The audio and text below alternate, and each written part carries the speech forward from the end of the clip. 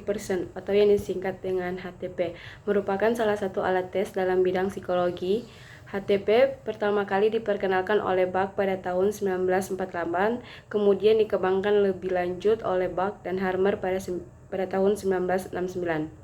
Harmer mengatakan bahwa selain gambaran manusia, gambar rumah dan pohon juga kemungkinan dapat mengetahui pribadi seseorang terkait dengan aspek-aspek yang relevan dari orang tersebut. Rumah, pohon, dan orang adalah objek yang sudah biasa dikenali manusia.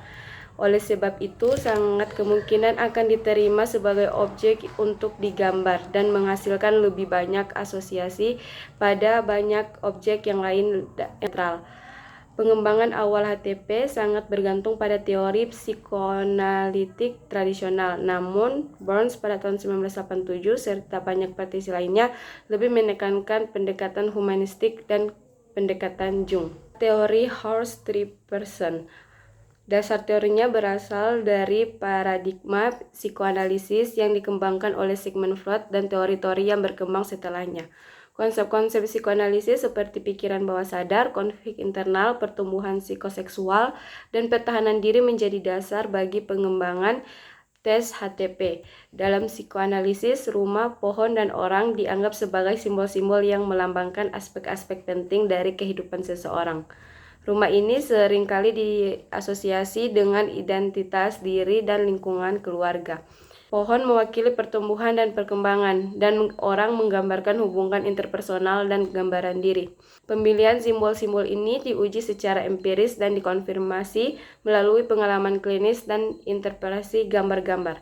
Tes HPT mengasumsikan bahwa gambar-gambar yang dihasilkan oleh seorang mencerminkan pikiran bawah sadar, emosi, konflik internal, dan pola-pola kognitif yang mendasari perilaku mereka. Dengan memperhatikan berbagai aspek dari gambar-gambar tersebut, termasuk detail, proporsi, posisi, dan konten emosi, terapis dapat membuat interpretasi yang mendalam tentang dinamika psikologis individu. Interpretasi tersebut membantu dalam pemahaman tentang struktur kepribadian, hubungan internasional, dan konflik emosional klien, serta memberikan wawasan yang berguna dalam proses terapi dan intervensi. Tujuan dan aspek-aspek Horst Person. Tujuan utama dari alat tes Horst Person adalah untuk mengukur aspek kepribadian seseorang secara keseluruhan melalui interpretasi gambar. Selain dari tujuan tersebut, HTP juga bertujuan sebagai bagian dari penelitian kerusakan otak atau fungsi neurologi secara keseluruhan. Dalam HTP terdapat juga aspek-aspek yang diukur atau dinilai dalam tes ini. Adapun aspek-aspek yang diukur sebagai berikut, yaitu mengukur keseluruhan aspek pribadi, mengetahui interaksi pribadi dengan lingkungan, mengetahui tingkat intelijensi, keperluan diagnosis atau prognosis, dan perkembangan kepribadian setelah diberi treatment. Administrasi Horst Person. Administrasi dari tes HTP cenderung mirip dengan administrasi tes pada DAP. Tes HTP memiliki beberapa versi. Menurut Marnat dijelaskan, administrasi HTP dilakukan dengan meminta orang tersebut menggambar rumah, pohon, dan orang pada kertas yang berbeda. Biasanya urutan gambar diberikan dalam urutan di atas, karena rumah dan pohon diyakini lebih mudah dan tidak terlalu mengancam untuk digambar daripada orangnya. Beberapa ahli lebih suka meminta klien menggambar seseorang untuk figur manusia pertama dan kemudian yang kedua yaitu seseorang dari lawan jenis. Ini kemudian dapat dinilai dan ditafsirkan dengan cara yang sama seperti gambar DAP. Lembaran kertas di mana rumah akan digambar harus diberikan kepada klien dengan sisi horizontal yang lebih panjang. Halaman yang ditunjukkan untuk pohon dan orang harus disajikan dengan sisi vertikal yang lebih panjang. Klien harus diminta untuk menggambar sebagus mungkin. Gambar pertama dilakukan dengan pensil. Beberapa ahli lebih suka urutan diulang dalam versi kromatik dengan klien menggunakan krayon atau spidol. Norma Horst Person. Norma dalam tes Horst Person dapat beragam, tergantung pada banyak faktor seperti usia, jenis kelamin, budaya, dan latar belakang sosial. Misalnya, norma untuk anak-anak pra-remaja di Amerika Serikat mungkin berbeda dengan norma untuk anak-anak di negara lain atau untuk orang dewasa. Pengembangan norma melibatkan pengumpulan data empiris dan popularitas yang relevan, seperti menganalisa gambar-gambar yang digambar oleh individu dari berbagai kelompok, usia, dan latar belakang budaya. Ini memungkinkan terapis untuk membandingkan gambar klien dengan norma-norma ini untuk membuat interpretasi yang lebih akurat tentang kondisi psikologis dan emosional klien.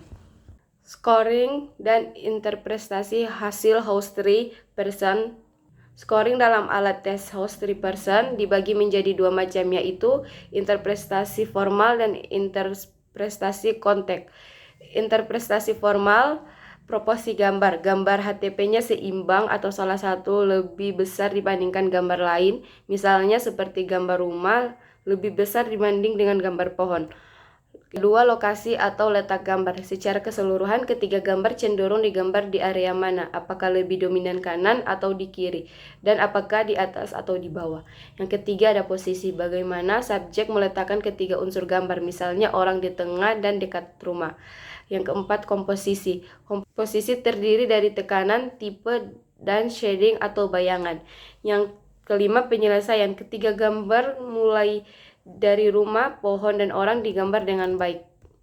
Interpretasi konteks, ada rumah, pohon, orang. Interpretasi hasil dari tes House-Tree-Person dibedakan sesuai dengan jenisnya, yaitu pertama dari gambar rumah, yang kedua pohon, dan yang ketiga person atau orang. Rumah memiliki beberapa interpretasi yang berbeda. Rumah dapat dianggap sebagai simbol diri, di mana bagian rumah yang berbeda mewakili aspek diri yang berbeda, seperti atap sebagai kehidupan fantasi, atau jendela dan pintu sebagai aksesibilitas antara pribadi. Dapat juga mewakili tubuh. Selain itu, rumah biasanya merupakan tempat di mana pengasuhan dan rasa aman terjadi, sehingga memungkinkan untuk muncul sikap terhadap sifat-sifat kehidupan rumah secara umum. Karena banyak dari sifat-sifat ini secara tradisional diungkapkan oleh ibu seseorang.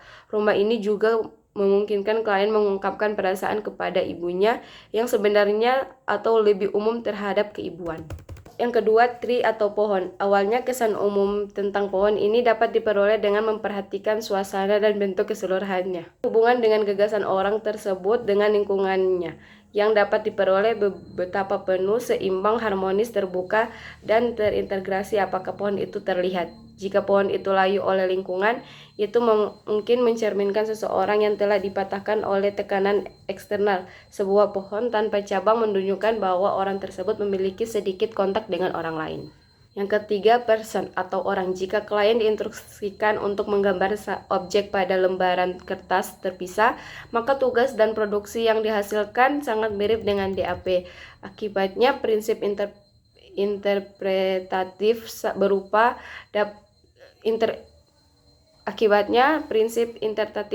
serupa dapat digunakan, termasuk penilaian objektif dan interpretasi konten. Namun beberapa kehati-hatian harus dilakukan karena gambar sosok manusia muncul setelah gambar rumah dan pohon, dan kelelahan yang diakibatkannya dapat menyebabkan sedikit perubahan pada konten dan gaya gambar. Misalnya detail yang lebih sedikit, tekanan garis yang lebih ringan.